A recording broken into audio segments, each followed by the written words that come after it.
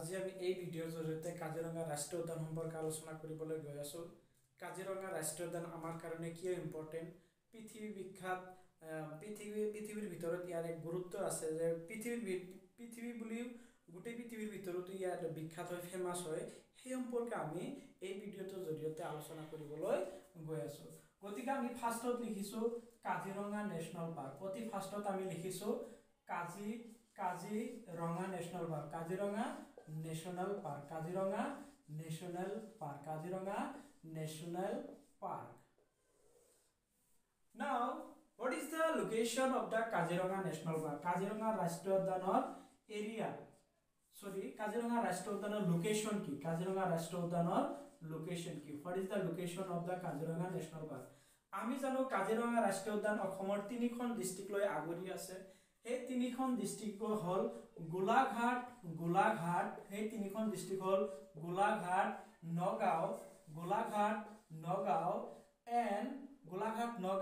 and Sonitpur district of Assam, যে কাজিৰঙা ৰাষ্ট্ৰীয় উদ্যান অসমৰ 3খন ডিস্ট্ৰিক্ট লৈ আগুৰি আছে। তাৰে প্ৰথমটো হৈছে তাৰে ডিস্ট্ৰিক্টবোৰৰ নাম হৈছে গোলাঘাট, নগাঁও and শোণিতপুৰ।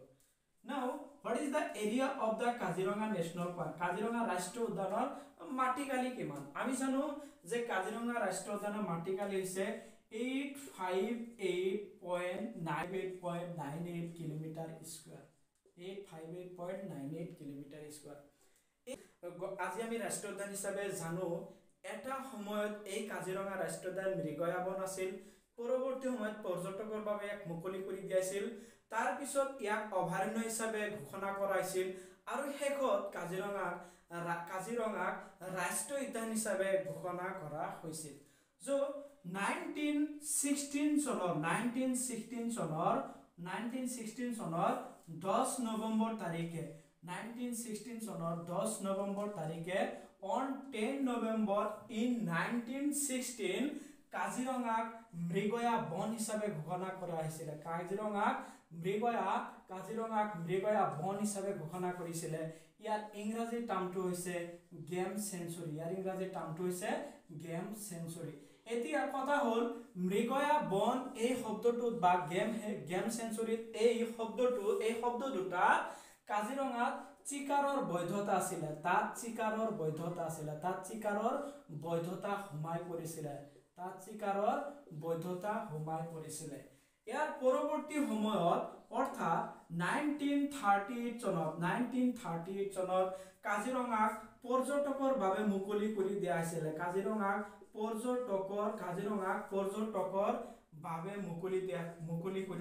কাজিৰঙাক পৰ্যটকৰ বাবে মুকলি কৰি দিয়া হৈছিল। ইয়াৰ পিছত 1950 চনত কাজিৰঙাক অভয়াৰণ্য হিচাপে ঘোষণা কৰা হৈছিল। আৰু যিজন ব্যক্তি কৰিছিল সেই ব্যক্তিজনৰ নাম আছিল পিডি ষ্টাৰ্চি।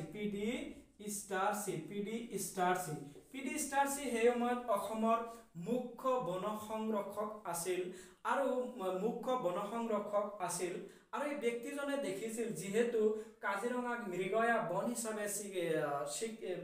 বন হিচাপে ঘোষণা কৰা হৈছে, গতিকে তাত চিকাৰৰ বৈধতা আছে আৰু চিকাৰৰ বৈধতা থকা হেতুকে মানুহে কাজিৰঙা ৰাষ্ট্ৰীয় উদ্যানৰ মূল্যৱান গছকে ধৰি নানান প্ৰকাৰৰ যিবোৰ জীৱ আছে জীৱবোৰক হত্যা কৰিবলৈ ধৰি আছে।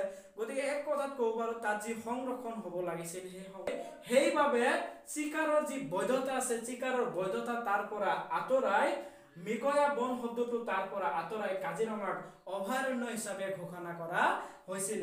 আৰু শেষত 1974 চনৰ 1 জানুৱাৰী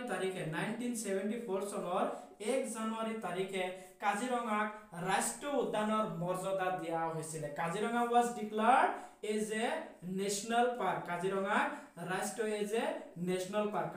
ৰাষ্ট্ৰীয় উদ্যানৰ মৰ্যাদা দিয়া হৈছিল। ইয়াৰ পিছত 2006 চনত প্ৰজেক্ট টাইগাৰ যি আঁচনি আছে এই প্ৰজেক্ট টাইগাৰ আঁচনি কাজিৰঙাত গ্ৰহণ কৰা হৈছিল।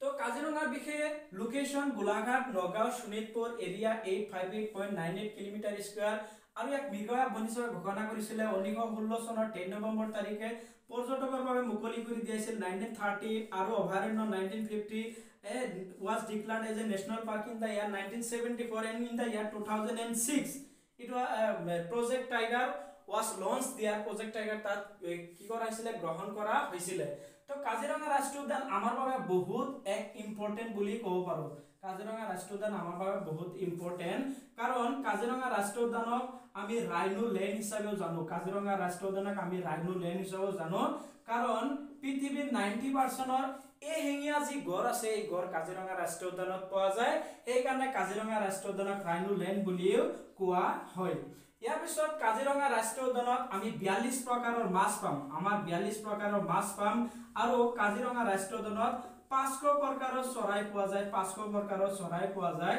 ইয়াৰ উপৰিও কাজিৰঙা ৰাষ্ট্ৰীয় উদ্যানত হলৌ বান্দৰ বনৰীয়া গাহৰি মূল্যৱান গছ-গছনিকে আদি কৰি যি কি কয় যে ৰাষ্ট্ৰীয় উদ্যানৰ যে নানান প্ৰকাৰৰ যিবোৰ জীৱ আছে সৰীসৃপ সাপৰ পৰা আৰম্ভ কৰি অন্যান্য বহুত ধৰণৰ জীৱ কীট পতংগ ইত্যাদি কাজিৰঙা ৰাষ্ট্ৰীয় উদ্যানত পোৱা যায়